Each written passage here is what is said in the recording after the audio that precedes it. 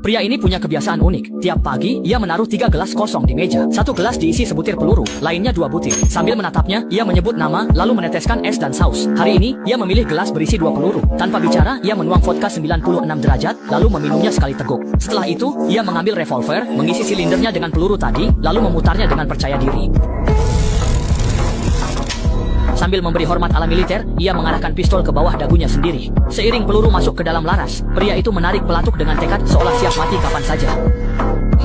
Setelah lolos dari maut, ia kembali beruntung hidup 1 hari lagi, namun ia justru terjerumus dalam penyesalan yang mendalam. Sebagai mantan prajurit pasukan khusus, semua rekan seperjuangannya telah gugur dengan terhormat, hanya dirinya yang masih hidup. Ia pun menderita sindrom stres pasca perang yang parah. Rasa bersalah yang begitu kuat, membuatnya tak mampu mengendalikan emosinya, sehingga ia mempertaruhkan nyawanya setiap hari. Setiap kali kalah dalam pertaruhan hidup, kata-kata pengorbanan rekan-rekannya terus terngiang di benaknya. Hanya dengan membuat dirinya kelelahan sampai batas, barulah ia bisa tidur nyenyak.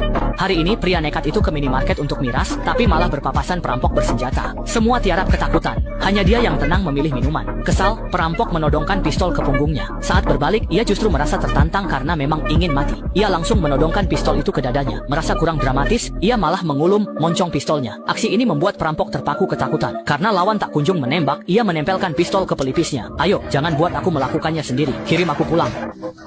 Tunjukkan padaku, ayo. Kalau mau menembakku, lakukan saja. Jangan buang waktu. Teman perampok itu mencoba menyergap, tapi dilumpuhkan si pria dengan satu gerakan. Tak lama, kedua perampok tergeletak di lantai. Pria itu mengambil uang curian dan mengembalikannya ke pemilik toko. Sesampainya di rumah, ia mengira harinya normal, tapi sebuah telepon mengubah segalanya. Ternyata adiknya dipukuli parah dan koma di rumah sakit. Melihat adiknya penuh selang infus, pria itu bingung. Sebagai relawan daerah kumuh, dendam apa yang membuat adiknya begini? Polisi pun memberitahunya.